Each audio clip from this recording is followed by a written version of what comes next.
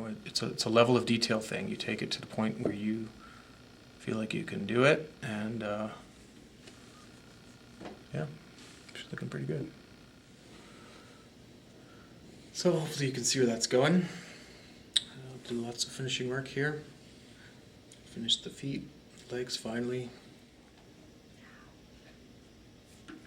Okay, so this week we're going to take it further. Like I just told you, we're going to get this hair from these ribbons into the nice swirly hair. So I'll show you the basic technique of a couple of these different textures and how to smooth in general. And that's really just it. It's all about the time, putting in the time and getting that technique down. So let's start off. I'll just show you on another piece what I did to make that pattern. It's pretty simple. You do need a tool that's a little more soft. You can't really do this with a pick or something super sharp. I still prefer this tool, but even one of these guys will do it if you just have a simple sanded dowel, but you need to polish those corners so that they're not too sharp. It's really about that subtle roundness, but still sort of a sharpness. So I can even just do it here to show you. So all it is, once you have the rough shape in the right place, is just going over it and over it. You see, if the tool's in the right shape, you go over the same spot enough times, you can get a pretty decent pattern going. Now what you want to avoid is super straight cuts. So I'll do it again with something that's too sharp right next to it just to show you. So if I just slice into it like that, or if I even crisscross it a little bit, you'll see that they're just gouging in, but it's also making these little raised bumpy things, which aren't really that good.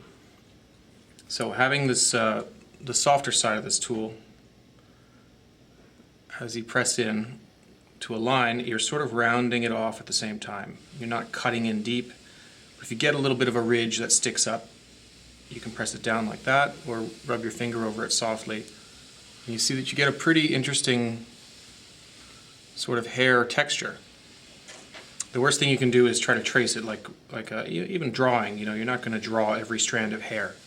So clay it's a hint. You're hinting at a different kind of texture that you can't really simulate with every piece. So I'll show you now how I got it on here. It's a little harder with these ribbons because they're sort of suspended. So pressing against it, I have to be really careful. And let's just see how it goes. This one I sort of left till last, but I'm going to have to do it sort of in the air. It might break off, but you know, I've got the rough pieces in the right place, and it's very similar to where I had it last week.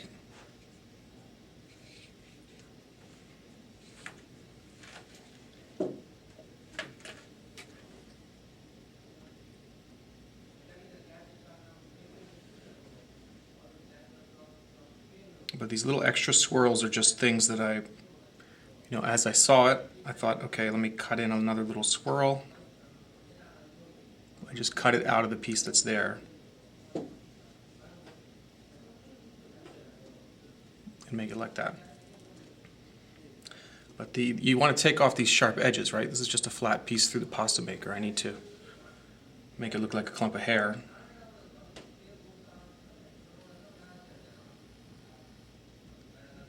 Yeah, this piece is going to break. Okay, so I'm going to just take it off. Be a little easier to do against my finger.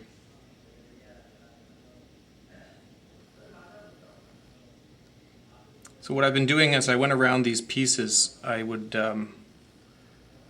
take the stroke that I'm making and sort of wrap it around the chunk. So I'm not dependent on this ribbon being in the right shape. And see, as you do that, you sort of break off a piece, and it's almost like a piece of hair breaking off at the same time. It works.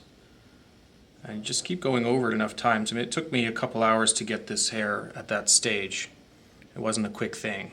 I thought it was going fast, but I look up and it was 2 hours later, so it's time.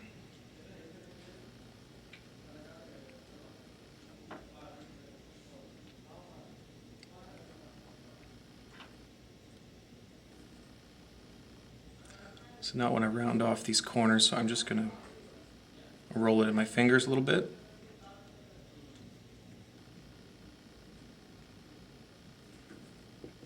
Maybe add a little flare.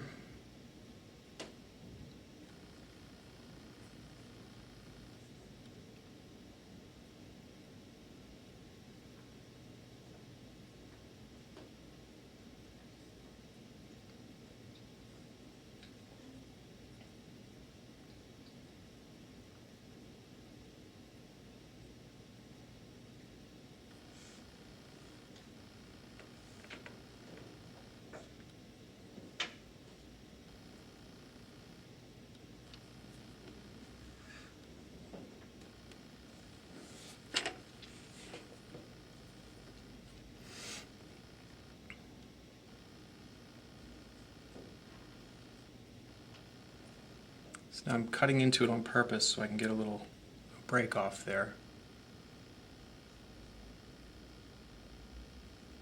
And I don't really have a plan in mind, I'm just doing it till it looks nice to me.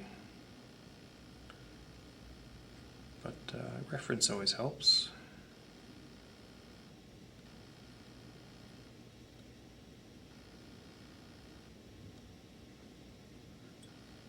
Cut that bit off.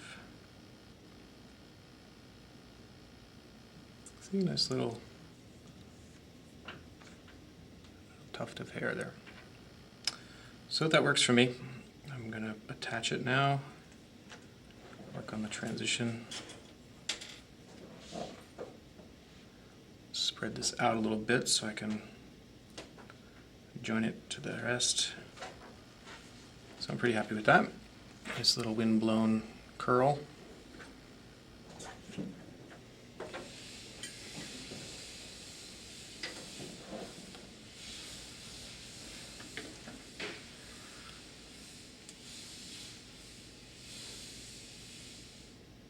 The toughest thing with joining something like this is the back half. If you were to look at it from the back, it's not really joined at all. It's just sort of sitting on top. So you have to be careful with that. If you do that too many times and too thin, you're going to end up with a weak piece that'll break off as soon as you bake it. That won't break in the baking process, but it will be weak and you'll probably bump it and it'll break. That's what I mean. So now I'm just seeing if I can get a pose there. Just seeing what looks nice from different angles. It's kind of a little too weird. So I ended up putting these pieces that I had, they were kind of sitting out, I ended up putting them more against her head. Felt a little more natural.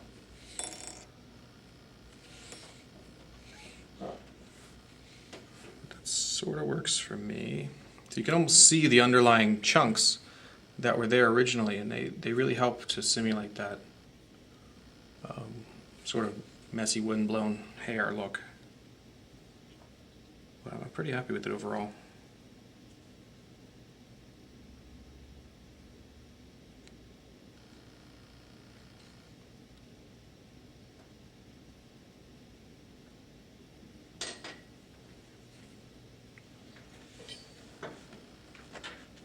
So you notice after I do the gouges like that, I'll rake over it again this way, but it's more of the smoothing pass. So I'm taking off the hard peaks and sort of smoothing out the whole thing in general. But it looks like hair to me.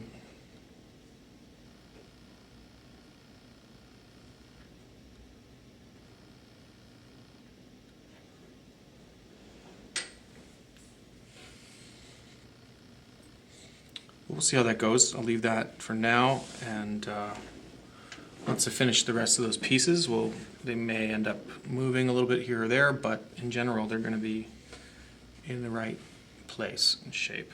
And I did cover up the other ear, but so what? Okay, so now for the other pieces, I'm going to start. You notice I did a lot more on the clothing piece. This is mostly going to be covered. I remember the reference. There's a piece of cape, a thin piece there that spreads out a little bit, goes to her arm, She's wearing these full-length, I guess up to her, past her elbow gloves, which you don't really see because it's just, you know, same kind of thing as the pants. Once you draw a seam, it looks like she's wearing skin-tight clothing. So I'm not really going to mess with that until I'm completely done with the hands. I think they're pretty close. They're a little thick, like I said before. This hand I still feel is a little bigger than the other one. After doing the other one, I realized this one was a little too big, but I'll mess with those kind of tweaks later. So for now, again, just some smoothing techniques. Now, a lot of people, they end up making a piece, and it'll end up being lumpy at first, and that's the hardest thing to get used to. And getting past the learning curve of this medium is getting from the bumpy stage to the smooth stage.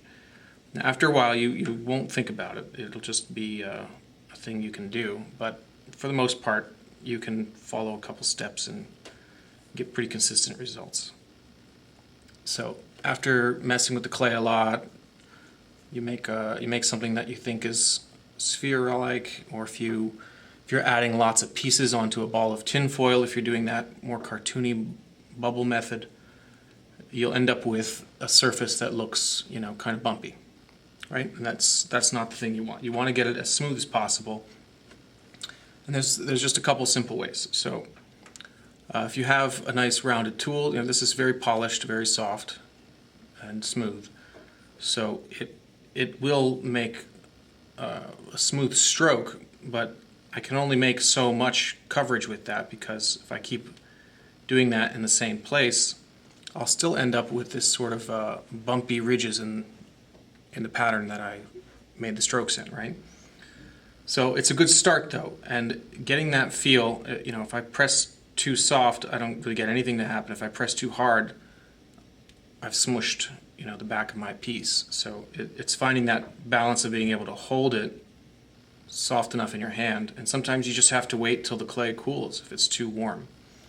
So if you've been handling it a lot, you're not going to get that smoothness right away. But in general, you can see you can get to that stage. So getting it from there to the smoother stage, on a flat, big area like this, it's pretty easy because you can just use your hands. Now if I just go over that again and again, very softly, your fingerprints naturally sort of sand down the surface, and you can end up with a very smooth finish after that. The biggest problem is when you end up with things like you know, these hands or her face. Now, there's still a couple bumps here and there on her face, but they're pretty minor. I've made a few nicks as I was doing the hair just because of bumping into it here and there. So I'll just show you what I do, and again, it's just doing the same thing but at a much smaller scale. So I've got this tiny little version of that spoon. It's very round on the one side and somewhat sharp, but pretty rounded on both sides as well. So I'll run over with the spoon side, I don't know what else to call it, the flatter side. I can press really lightly and get rid of some of these nicks. You can't really even see them on the camera, but let me see if I can zoom in and get really close to it. So if I have, I'll do a couple examples. I'll make a fingerprint, because that's what you'll end up doing a lot too. You'll see your own fingerprints in there, or you'll bump it with the tool and make a couple nicks like that. And now let me zoom in and see if I can fix it. There you go. Okay, I don't know if you can make out the fingerprints. They're pretty subtle, but when you're looking at your own clay and you're under the lights, you can definitely see it. I'm just trying to get the right angle. Well, definitely you can see those little nicks there. But there's actually a fingerprint right around here too, and some very subtle ridges. So same kind of thing happens. I want to smooth it out. Just very light, very light pressure. I can rake over that area And this is a technique specific to this type of clay, of course. I mean, if you're doing other oil clays, you'll have other things. Another thing that happens too, little bits of dirt will get stuck in there, little flecks of sawdust, whatever. It depends if you're using a white tool, wooden tool. You'll want to probably pick those things out if you want a really smooth, perfect surface. So there's still a few little nicks here and there, but it's pretty darn smooth. Now the last, I can go over it just with a few brushes of the finger, and there it is, perfectly smooth again. So the face, again, it's very difficult to get in super close and super smooth at all angles when you're dealing with these little pockets around the eye and things like that. Now a lot of things I will sort of leave till the very end because I know I'm going to bump into it anyway and have to fix it, but it's the same thing. But sometimes I will turn this around. That's why this tool in particular is extremely useful. I can turn this around and smooth a big surface at once with that kind of stroke. Again, really, really lightly. It's just getting that fine-tuned sort of feel for it. I hate these little flecks of dust. The good thing about baking it in an oven is if you do have a little hair or a piece of dust sticking on there, they'll all burn off, even in a pretty low temperature, and you won't even notice after a while. It sort of takes on this smooth look once it's baked too, and again, you can sand it after baking, but I wouldn't recommend trying to wait till after you bake it to do any major surface work like this. Especially if you're doing a cartoon character, you're going to spend 10 hours sanding, and it's not going to be as easy as doing it at this stage. But it really depends on how you work. Some people prefer carving and sanding to smoothing it this way while holding it. But you just have to get it to a point where you are happy with it overall. It's a level of detail thing. You take it to the point where you feel like you can do it, and yeah, she's looking pretty good. I actually took a bit off her eye too. I'd noticed the side here was a little further forward than this side, so that's why I wait also. I know I'm going to do some fine-tuning here and there as I look at it. Her nostrils could thin out a little bit too, but I kind of like, I don't know, that's just me being picky. It's pretty darn close. Okay, now, so for the cape, I'm going to do a few pasta maker pieces. Actually start, and I'll do a few more wrinkles and things on the arm just to show you that. But that's pretty much it. You're gonna have to just spend the time smoothing it all out.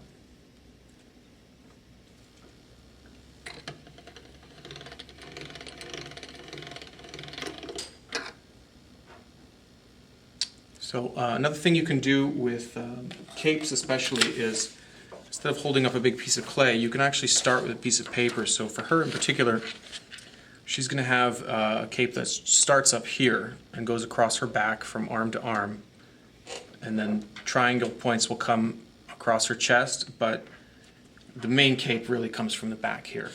So I'll do it in several pieces and just join them where they hit the high points of the arms. So for this kind of thing, the real shape of it is a big half circle, as I mentioned before. So I can hold up a piece of paper and get some rough measurements and then flatten out a big piece of clay and cut it out according to my drawing. The other way is to hold it up and cut it too. You'll probably have to do some fine tuning like that, but that's the general idea. So I'm going to do a couple pieces in both ways. So for this piece, I'm going to roll out a bigger flat piece, hold it up, and cut it when it matches the shape I want.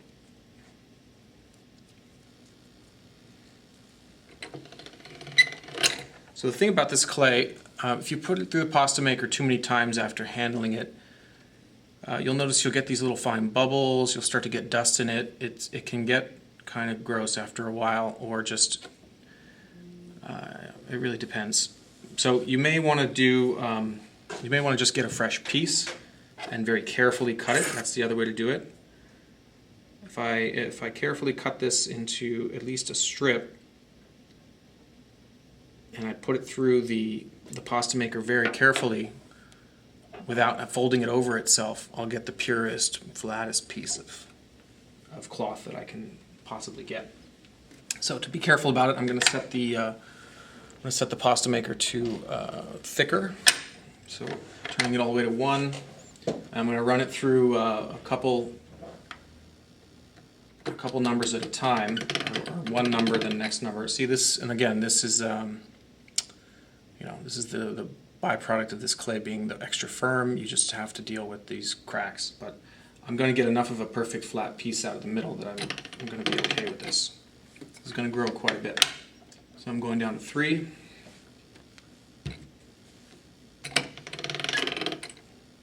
Yeah, that's going to be nice. Again, it's super smooth and clean piece. So now I'm going all the way to 6. 6 is pretty thin, but we'll see how it goes. Ooh. Now I don't want to do it again because I don't want to mess with it. So this is the purest piece I'm going to get, but nice and clean. So the edges suck, but you just cut them off. So I make this much bigger than I want, and then just cut it down. It's like that even with the softer versions of this clay. But I'm pretty happy with that piece. It's kind of nice. So I'm going to hold it up roughly to the model.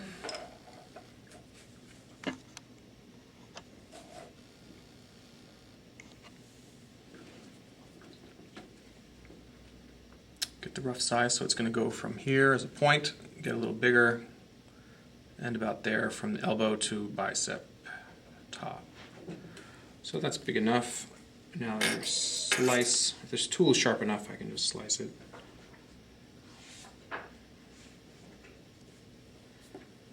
There we go.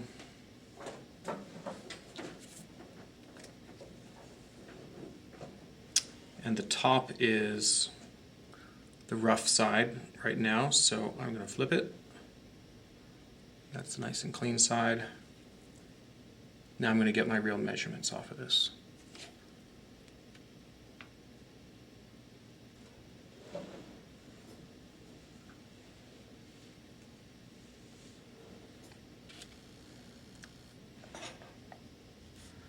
So again, I'm just going to measure and end it here, smooth it, and then the other cape part will join there. So I just need to make some marks. I can just use my nail or a tool. And I know it needs to go from this size to a point at the end of the clay. So I can do that off the model. You don't want to be cutting on it, of course, because you'll just wreck it. So I can lay it down now. And I don't know, if you got a steady hand, just go for it. Otherwise, get a ruler out. But there's not really any straight lines here exactly. So I'm going to just go for it.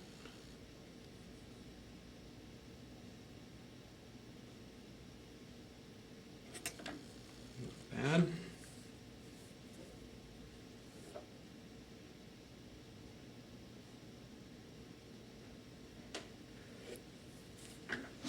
So there's the piece I want.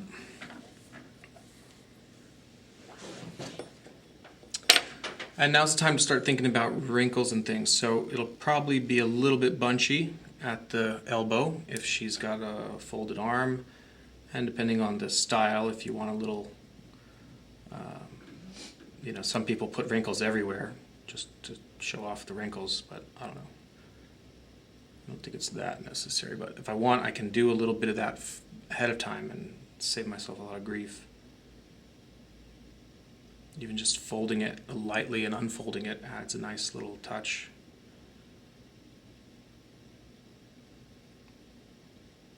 It looks like it was bunched up and unrolled, or used at the corner of an elbow.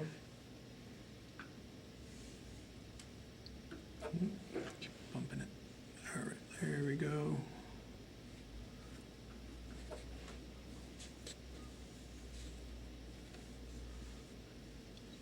pad.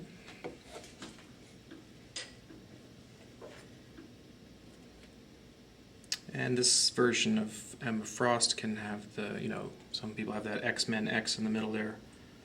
I've seen different versions. I'm not going to worry about that just yet. So for here too, I'm going to use that part to press into it as if it were the part that wrinkles as well. So I'm not worried about making it perfectly smooth on purpose. There we go. That's all I need to join that. And it looks like a nice piece of cloth draped on there, because it is, essentially. And now the edge at the top, I mean, you know, you can go crazy with stitching borders and things, but I'm just gonna make the cape one big piece and not worry about it too much.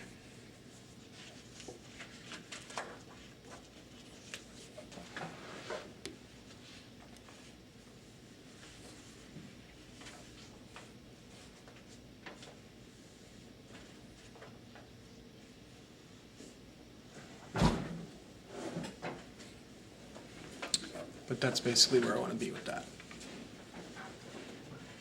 Looks pretty nice.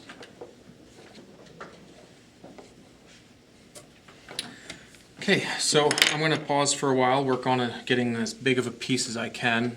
That's the trickiest bit with a cape at this scale, is getting one piece big enough. I'm probably going to have to do several joins, and the pasta maker is only so wide, so I might even have to do a half and half kind of thing. But I'll probably end up joining as much of it as possible together and flat and clean off the model before attaching it. So I'm going to work on that piece and we'll start again in a few minutes. Okay, so I've got a rough pattern drawn out here. What I did was hold up this piece of paper, made some marks for where I wanted it to start, the rough shape of the overall pattern. Then I traced half of it, flipped it over, retraced it. Now I have a nice even, close enough, mirrored pattern here. So if I was being real careful, I'd probably tape that down, but I'm just going to go for it here and see what happens. So what I did was rolled out a bunch of pieces as well as possible at the thinnest setting. Now that's also a little bit of a gamble. I'm not sure if the thinnest setting is going to work, but I'm going to see if it does. And if it doesn't, I can always roll this clay again and try again. So I'm going to see if I can find a big enough piece. It looks pretty close. I'm a little bit limited here with this stuff based on the thickness of this pasta maker. So I can only go so thick. I'm definitely going to have to do 2 pieces. And maybe even 3. That's not that big of a problem. I can lay it down and make a seam and join together 3 pieces ahead of time. See, I've got this problem edge still that I can't really get away from. So yeah, I think I'll go with. I think I'll have to go with 3 strips here. So that means something like that.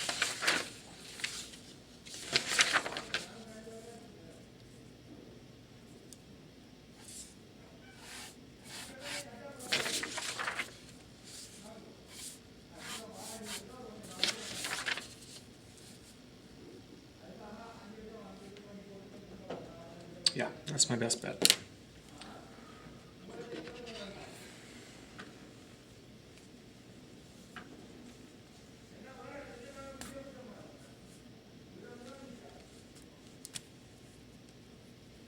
Too bad. Look at my biggest piece.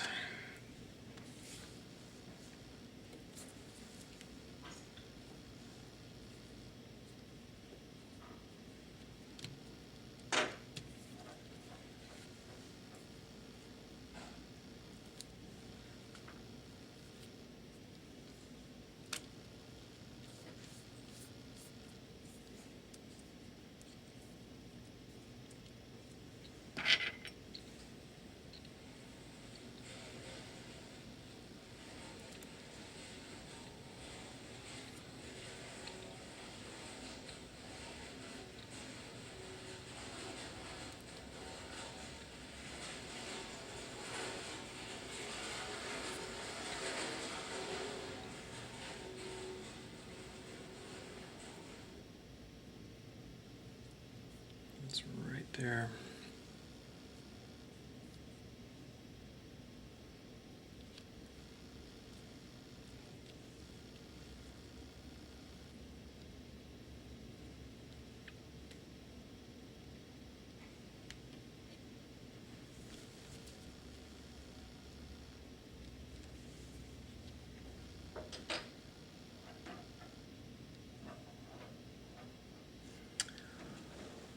Now at this point, I probably want to use something to mark a straight line.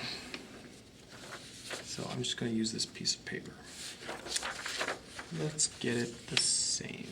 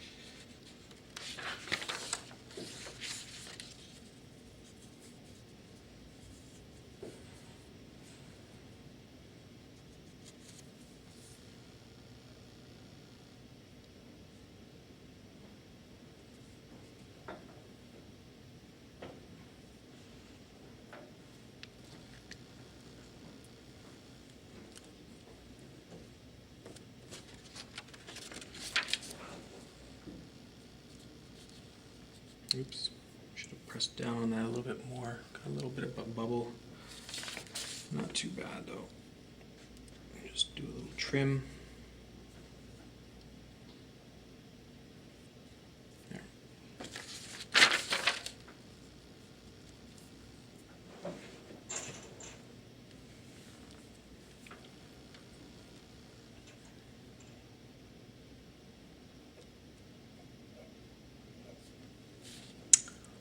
And we'll see. Hopefully that's the right shape. I think we'll be all right. But take some trial and error. You have to experiment. It's not going to be the same every time. Okay, so for this, I know I need a straight edge, so I'm going to just cut a straight edge first.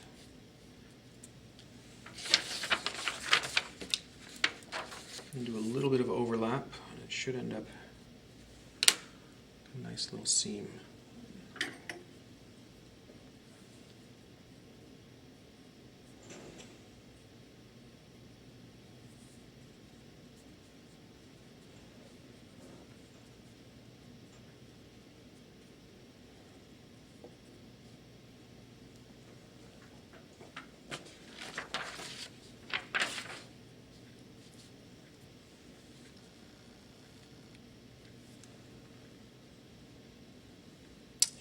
That's thicker. Great. Okay, well, looks like this one was a little bit thicker. Forgot to go down to the thinnest.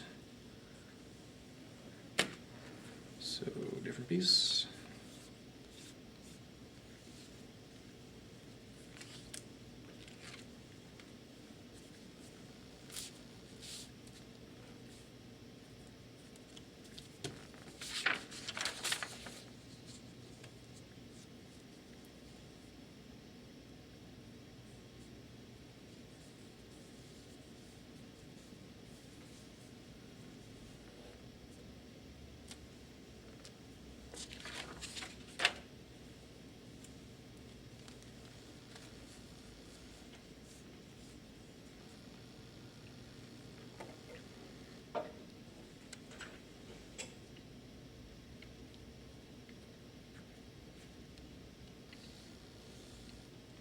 So I'm overlapping it just a little bit on purpose.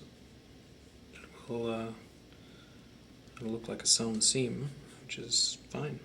It doesn't have to be all one piece everywhere. I think that's one mistake with this particular reference that I have. It's the boots and the pants. There's no seam, so either she's got high-heeled boots built into her pants, or they forgot to make a join there. So you got to think about these kind of things. You don't have to be a tailor, but you almost have to learn a little bit of it.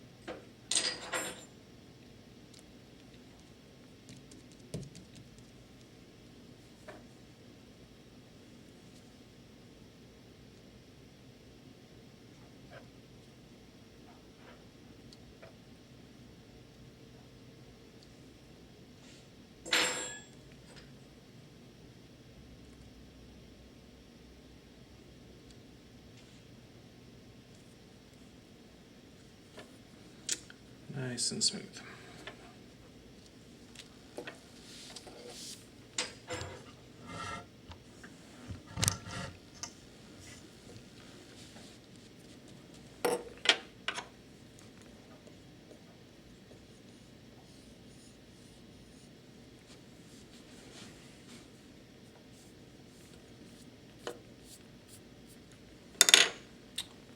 Okay, almost good here. Go from there. Right there.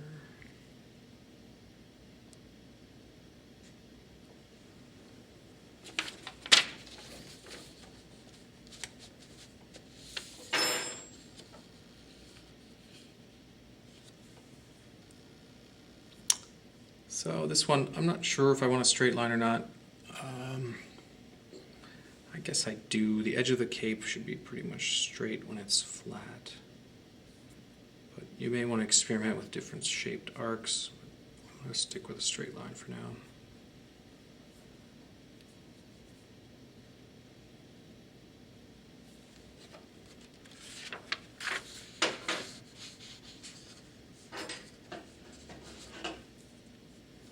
I'm just making this bit a little long for now, just in case I want it to be joined all ready to the cape. The other side's already done. I'm just making that a little bit extra big. So if I do wrap it around, it'll be there. So it's a little bit smaller. Let's see how it goes.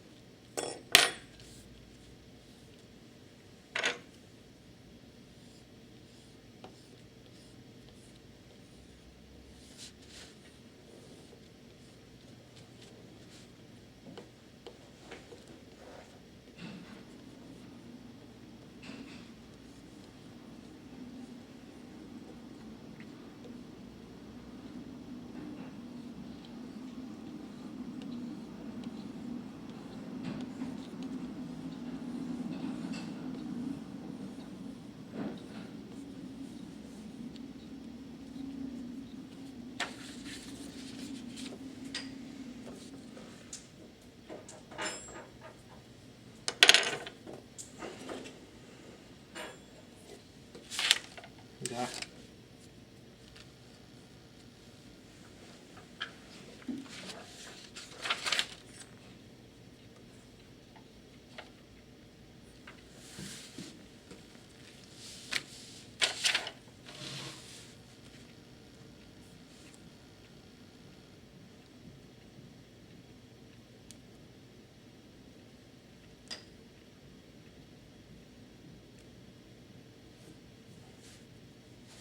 Oopsie.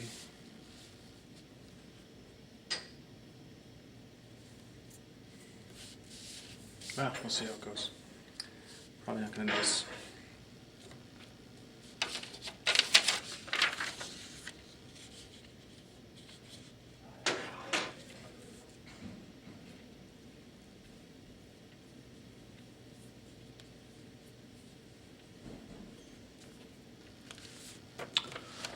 All right, now that I have my giant piece here all seamed together,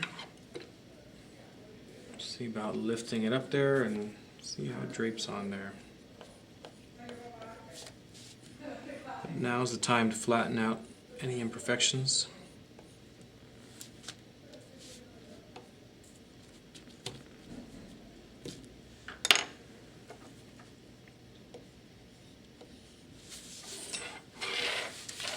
If you want to fix the way the seam looks, do it before you get it up there, because it's going to be pretty much a one-shot thing.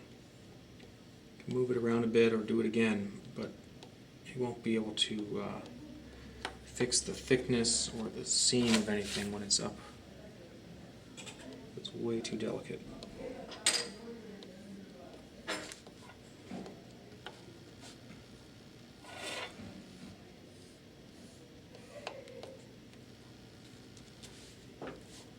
Okay, I'm just going to check the other side.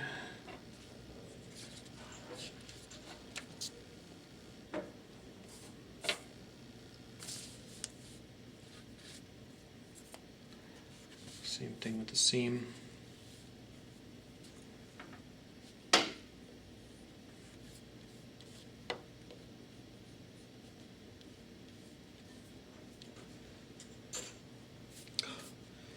Probably want to make sure your area is nice and clean before doing this.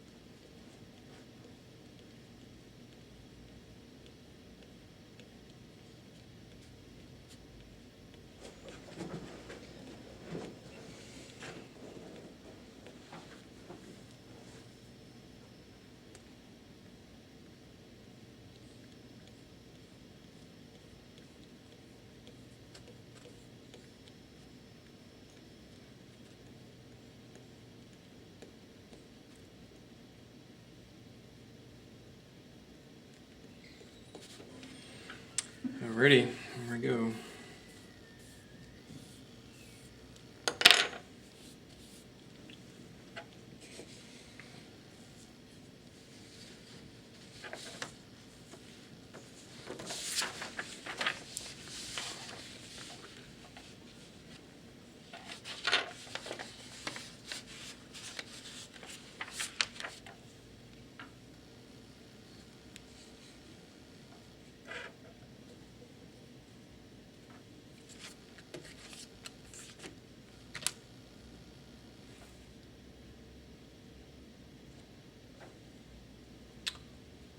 good guess on the length.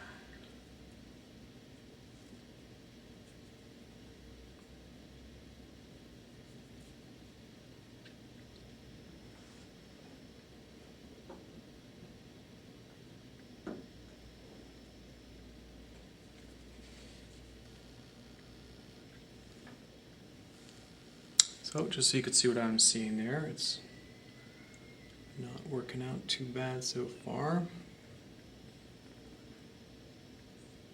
I'm just pressing it against it lightly so I can sort of tack it in place.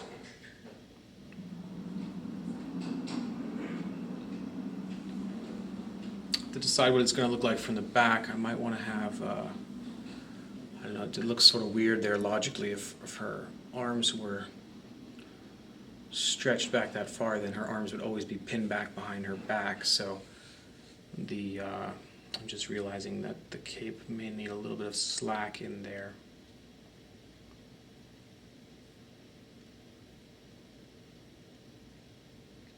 Maybe against her back wouldn't be bad.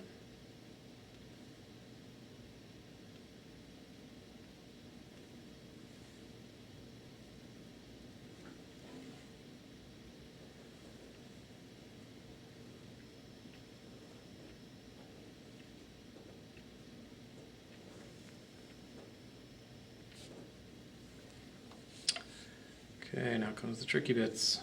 Let's see how it goes.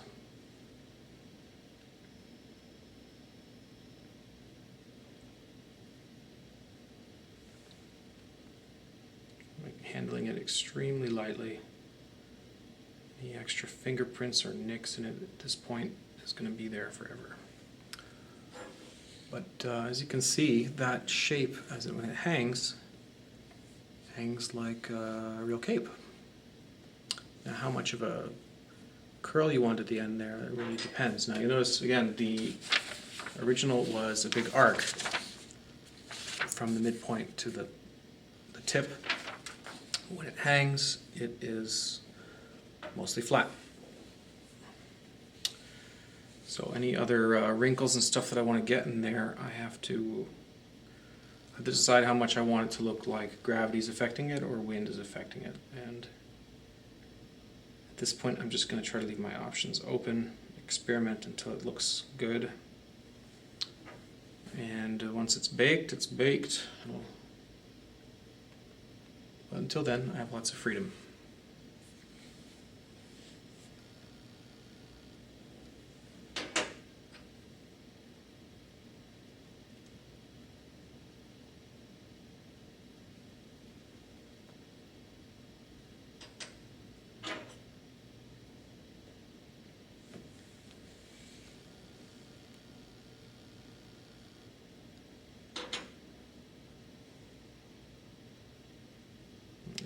Modify that a bit.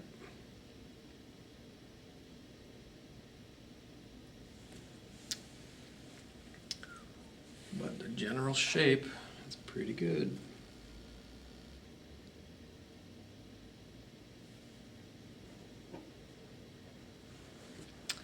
So now this piece, I do want to mark it now, but again, I don't want to cut it on the model, so I'm just going to lift it up and cut it against my finger.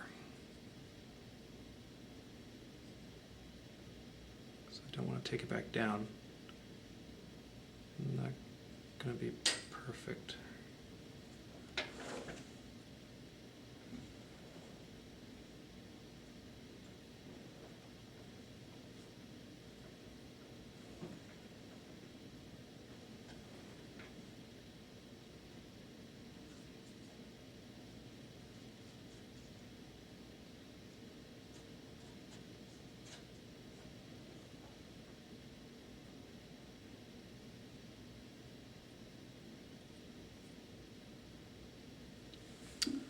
Pretty darn close.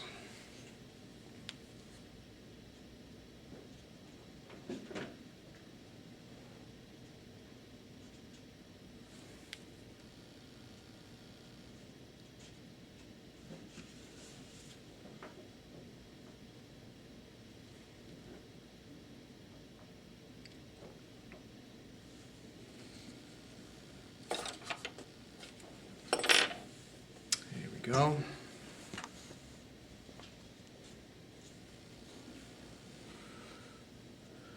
So hopefully you can see where that's going.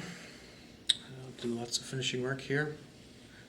Finished the feet, legs finally, but I'm getting there. So I'll do one final video at the end once this is all done, so you can see how the final piece looks. But for the most part, and that's it for the class. Thanks for watching.